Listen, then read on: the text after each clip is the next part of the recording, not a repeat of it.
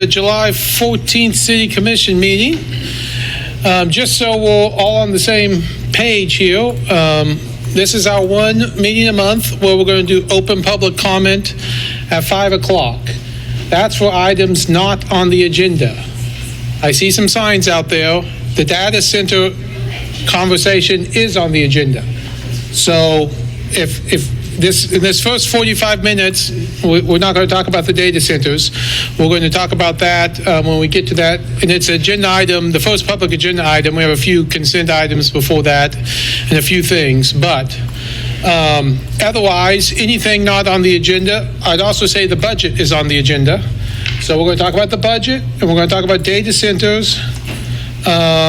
And we're talking about, in case anyone was here, to talk about the ADA disability right-of-way program. That is also on the agenda, but I'm assuming that's not the biggest group. So anyway, we're going to open general public comment on topics not related to those items. And so I'll read the public is allowed to speak on issues or items not scheduled for discussion on the agenda. Comments should be limited to issues and items germane to the business of the governing body. The Commission will not discuss or debate these items, nor will the Commission make decisions on items presented during this time. Members of the public will be limited to 3 minutes for comments.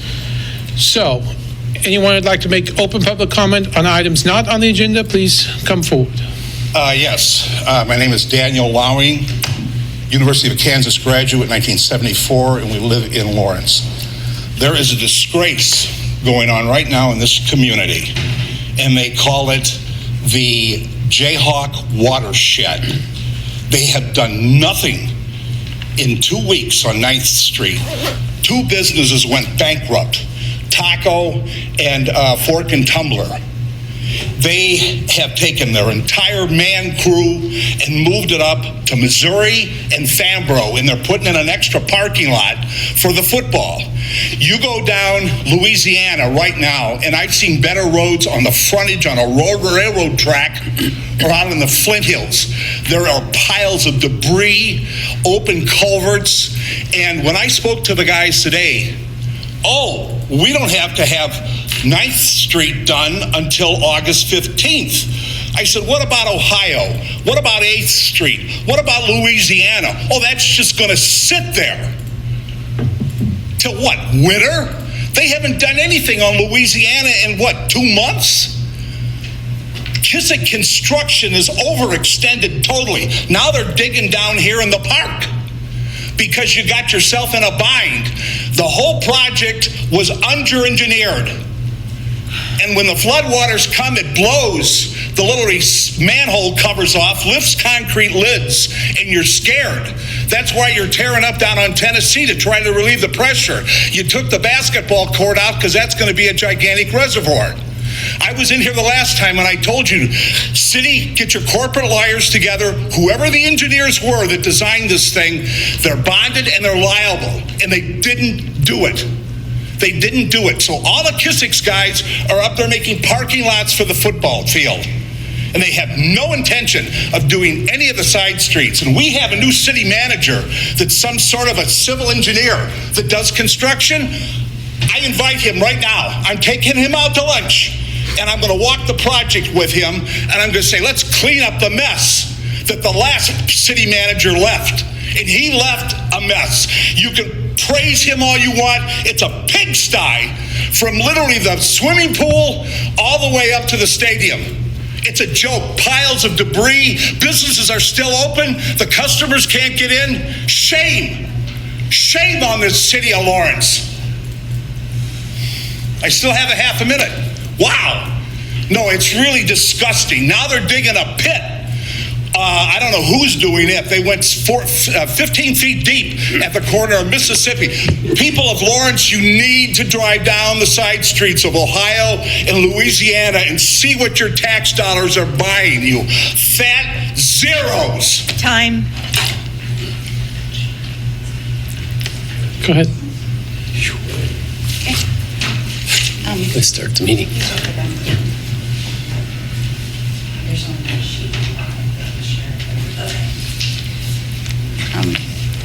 I'll pass it out after you start. Okay, I will start. My name is Nancy Norris, and I'm I'm requesting that the commission, I'm strongly urging them to put no parking signs on Silicon, which is between 23rd Street and 21st Terrace. There is a company, Action Automotive Services, that's address is on 23rd Street, and they use Silicon. They have a huge property in the back of junk cars or whatever. They say they work on them. I don't know if they do, but they park some of the cars out on the street. Now, it is a two-laner, so this makes it a one-laner, and people coming from 23rd Street, either from the east or the west, they turn and they can't, it's a one-way. You have to wait for the person at the end of Silicon to pass before you can pass. It becomes a one-way. So I am strongly requesting no parking signs on the west side of Silicon. They have a neighbor, which is the Chinese and Evangelical Church, and they have a parking lot there. I have seen them park in that parking lot when they don't have room on the street. I've seen them park in Salvation Army parking lot to the north when they don't have room on the street. And it will sit there, and some of these cars do not have plates or tags, or if they move them, it's just a spot or two. And then they have this huge pickup truck that delivers and carries cars away, and that blocks the street. We were sitting on 23rd Street making a turn onto Silicon, and there was a tow truck right in the middle of the way. We couldn't get past it. It's a one-way street with all those cars on that west side. So we honk, and the guy gets out and starts cursing us. And he belongs to the Action Automotive people. I came back later. I thought, you know, I'm older, I have some energy, I'm going to do this. And this is why I'm here, to request the signs. But when I went back to take the pictures, I'm standing across the street at the Salvation Army place, and further down the road is Woodwind's apartment. And then they also say it's a problem with them. So those are the three big neighbors in the neighborhood. But I'm taking pictures, and the guy, he comes towards me, and I back up to go get in my car, and he actually crosses the street to say vulgar things and stop taking pictures. Now, this has been their ongoing response to anybody parking or trying to get by on the street. They just curse them, and we can't do anything. I would like no parking signs placed on the west side, in front of the Chinese church, in front of where, and they park on the grass, and they open their hood. And Thank you. Is Your it time is up, yeah. Good time. Thank you very much. Sorry about that. Other items? Great.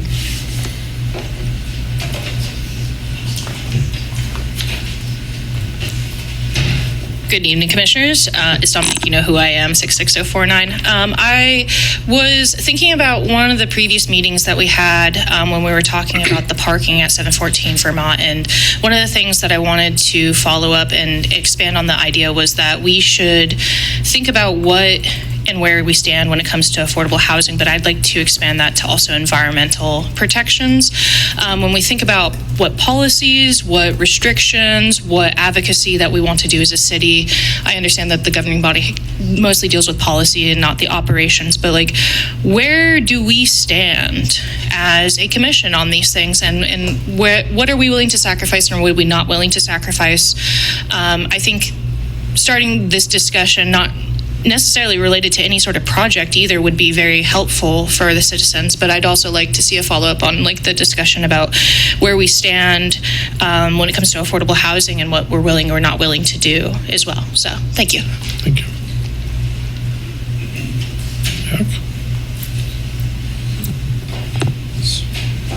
Eric Hyde, Mayor, Vice Mayor, Commissioners. I wrote this comment, but I can't say everything in it because the budget. But so it kind of messes it up, but I'm still going to try it anyway. You know, I received 62 votes in the last city commission election. You know, but I'm still here, and far and away, the best prize that life has to offer is the chance to work hard at work worth doing. Theodore Roosevelt, September 7th, 1903. Ask not what your country can do for you. Ask what you can do for your country. JFK, January 20th, 1961. This last Juneteenth, I met with my brain injury doctor at KU Med. After reviewing my history of traumatic brain injuries, he asked, have you heard of CTE? If you don't know, CTE is a progressive brain disease, confirmed only after death. A lot of sports players get it, like soccer and football. He told me, and this is exactly what he said. He said, you need 10 good years for your son. So in 10 years, I'll be 50. And my son will be 10, about to be 11. And I asked him when he said that, what about Alzheimer's dementia after that? And he said I wouldn't worry about it, but I knew what he meant. And he then asked if I was spiritual. I said, oh yeah. He quoted a verse, take therefore no thought for the morrow shall take thought for the things of itself.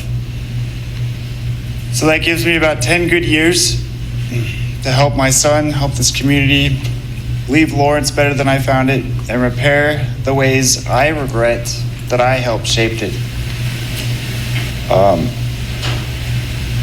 And then it is not that we have a short time to live, but that we waste much of it. That's Seneca the Younger in 14 AD. This other part I can mention later. Well, no, I can mention this now. I also want to mention Bert Nash. After I requested amendments to my medical records under HIPAA, corrections were made. That was recently. So my brain injuries cause my problems, not mental illness. It's even a federal law. There is a difference. And that's basically all I wanted to say. There's one last thing, though, is that recently somebody who's affiliated with Liberty Hall told me, go away. Nobody wants to hear your batshit bullshit. Thank you.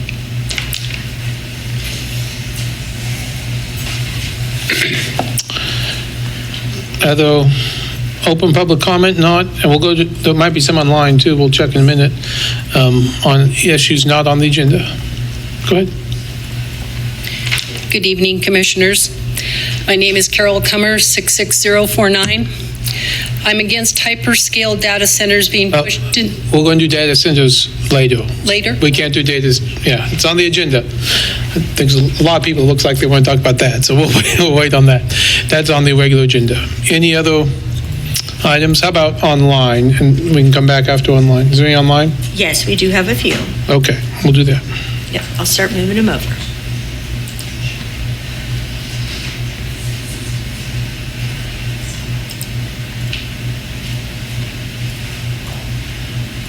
Hello, can you hear me? Yes, go ahead.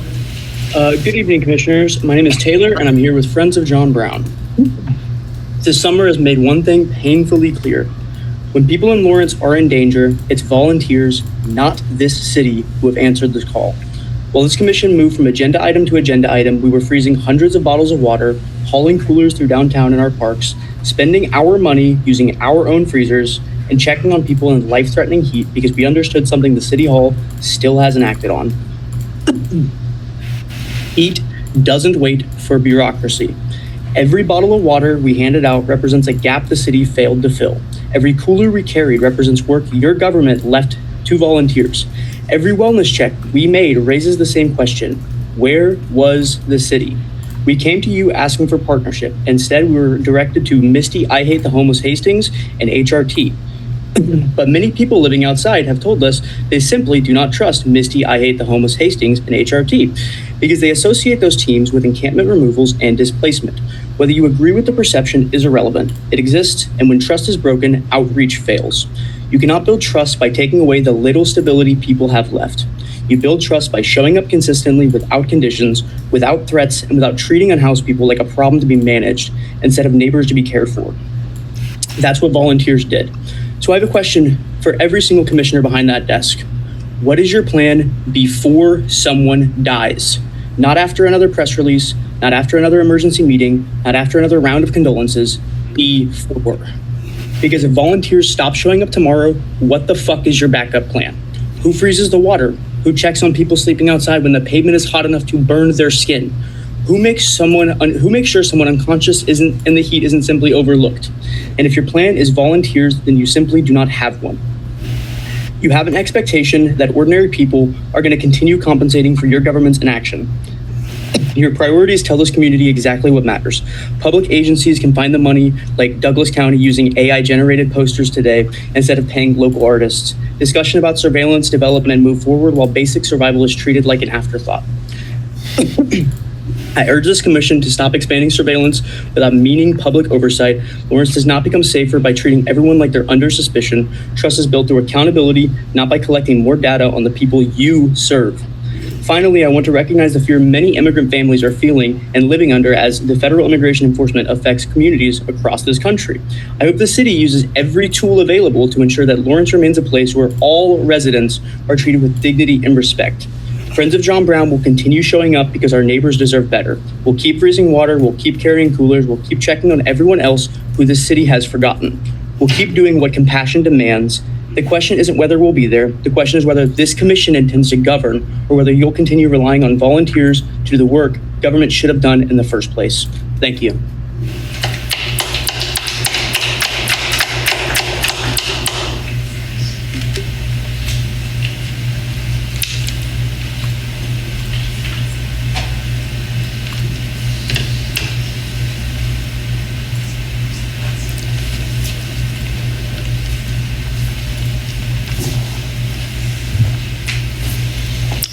Did you move over? I did, but I'm not seeing them. Yeah, Grassman? Yeah, I didn't see them in my panel.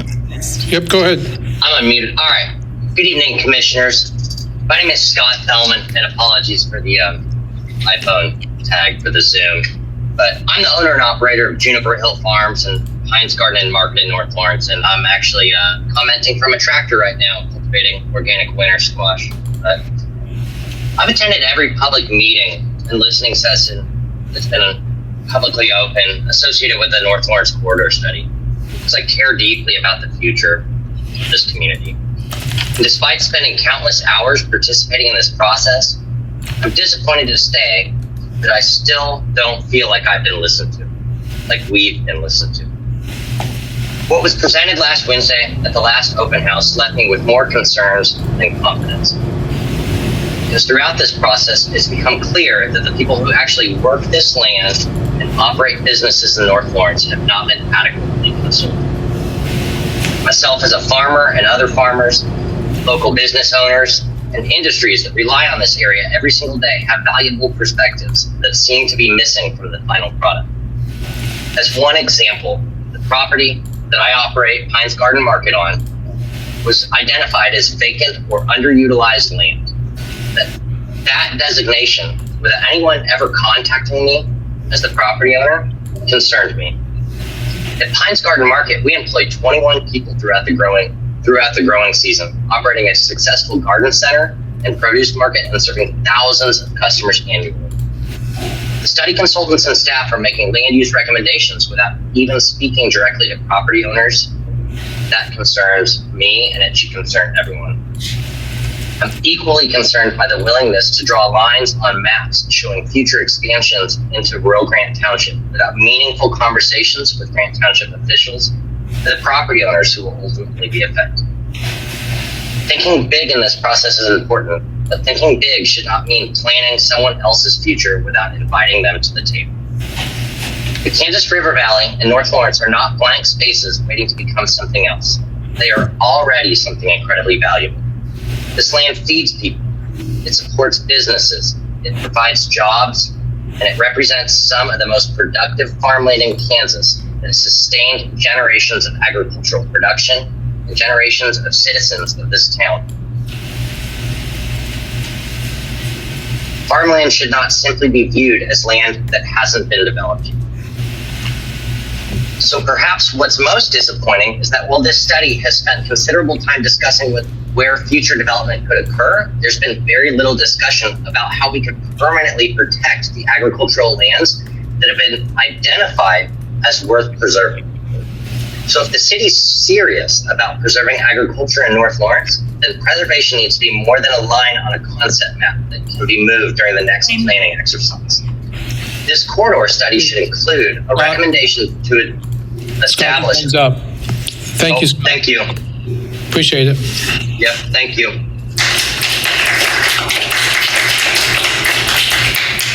Stephen Watts?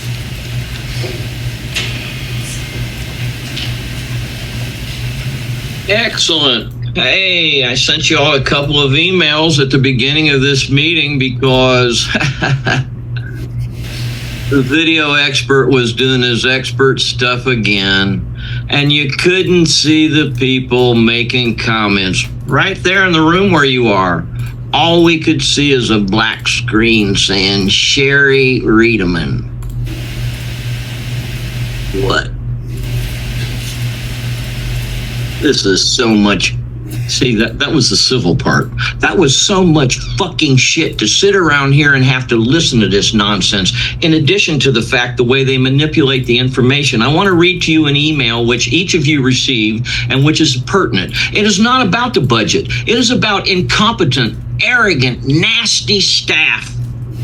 The Lawrence Journal-World quotes the $235,000 per year plus cash money plus perks and benefits paid to acting town manager Toomey as knowing there is in fact, quote, always room for us to save money in any budget referred to as low-hanging fruit. There is always room for us to save money, Toomey said. Do we want to tell employees that they have to bring their own coffee from home? We can do that. Really? Hey, please provide the other known aspects of these cost-cutting savings, low-hanging fruit matters, and current expenses, and what these pieces of fruit all add up to dollar-wise, and include the amount of staff time associated with whatever the low-hanging fruit is. We know there are cost savings possible, but have not addressed them? How can that be? Since the town manager knows what the low-hanging fruit is, which allows the town to save money, this request for information ought to be answerable very quickly. Here's the Journal World article for you, and I sent you the link. What was the cost to repair the South Park wading pool, which was viewed as prohibitive due to the budget constraints? I believe that dollar amount was under $20,000. What was the cost? What? You're getting real close to the budget here. Yeah, but okay, now I reclaim my time because you got that thing tick-tocking. Brad, You can reclaim your time. Just oh well, but no, you're going to stop me again if I continue with this, because this isn't about the budget on a primary basis. It is about the unwillingness of our town staff to do things for the people of the town and not the money aspects of the town. So may I continue with what I wrote? You can try. Oh man, you guys. I'm going to give him a few more seconds. Go ahead, Steve. That's okay, Brad. Go ahead. I think I made the point. However, I will say that this Zoom stuff isn't going to stop, and I sure hope that the new town manager is actually looking at this shit and understanding that this is deep-seated. It goes way back, and it has to do with the fact that Now the executive staff doesn't give a good goddamn about the public. Thank you, Steve. Thank you. See you later. We'll be here.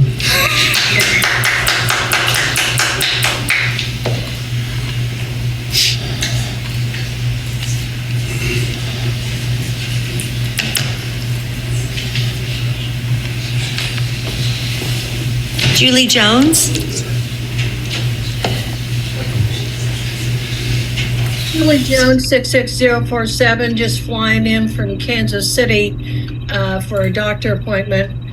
I thought the moratorium was on the agenda tonight, but I didn't see that the budget was on there. So the only thing I guess I had because my other stuff pertains to the budget, is I just had, when the homeless people get a paycheck of whatever, I will see them at one of my Airbnbs, which is just a single bedroom here in my home. And I had a guy the other day who came here from southeast Kansas, I think, and a buddy of his told him he ought to go to Lawrence because Lawrence is like the Land of Oz. And I looked at him and I said, wait, that's my line. I call it the Land of Oz for you guys. He goes, well, that's what he said. He said, they'll feed you, they'll clothe you, they'll give you showers, and they'll give you a bed. And he said, and they don't expect anything from you. You can just hang out as long as you want to. And I thought to myself, yeah, that's not right. That's why we have so many, is because we don't expect them to do anything. I know someone shared with me in another city that the homeless were out picking up trash. Yeah, I know that takes another staff member to monitor them and all of that, but it sends them the message that we will give you all this stuff, but in return, we expect something from you. We expect you to work for it. And we have lots of odd jobs around here that you could be doing. That's all I got for this topic. Thank you. That's all the comments. Okay. And it does look like TB is still in the room if you want to move him out. Okay, any other comments in the room not on the budget? Did you want to say something? There's a guy in the corner too over there. Oh, someone else? Okay. Yeah. If I'm allowed. Yeah. My name is Kathy Ferns Hubert. I live in North Lawrence. I have 2 sons who are mentally ill and homeless. They do not expect everything because they don't get everything. They struggle every day, and every time somebody decides that they can't be in their camp and their stuff is taken, it is devastating. And I don't think that people think about the effects on the people that they're harming. They're actually harming when they do these things. And that's about it. Okay, thank you. Did you want to say something?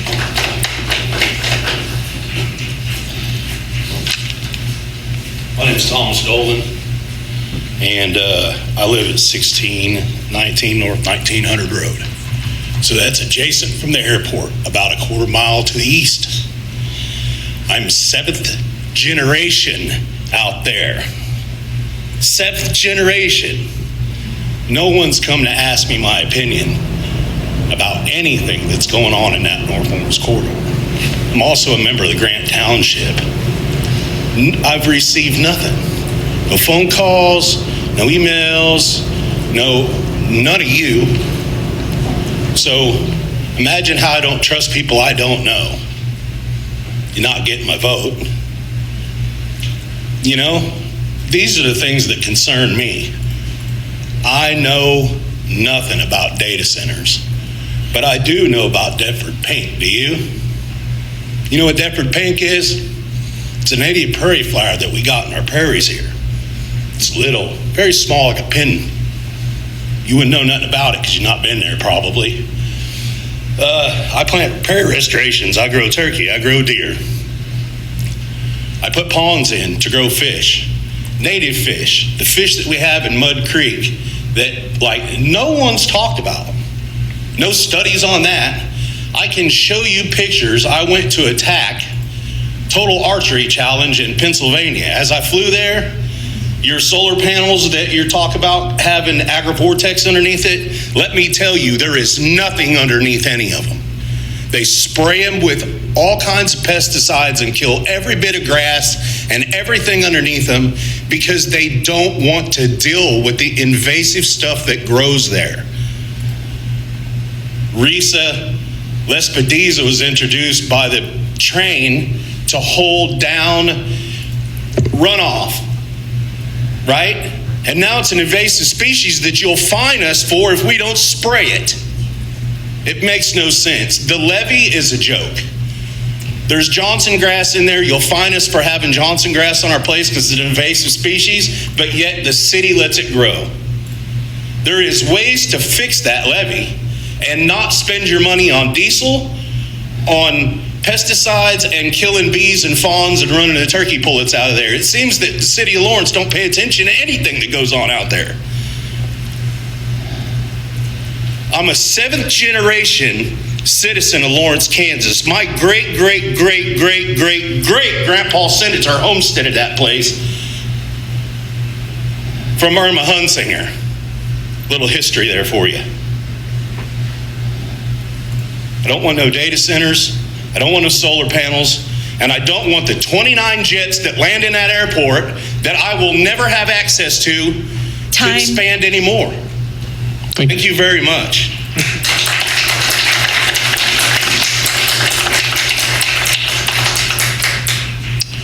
Okay. Well, we will be in recess until 5:45. We'll come back. We'll have a proclamation, consent agenda, and then we'll move on to the regular agenda, which item 1 is the data centers. So we'll be in recess till 5:45. Thank you.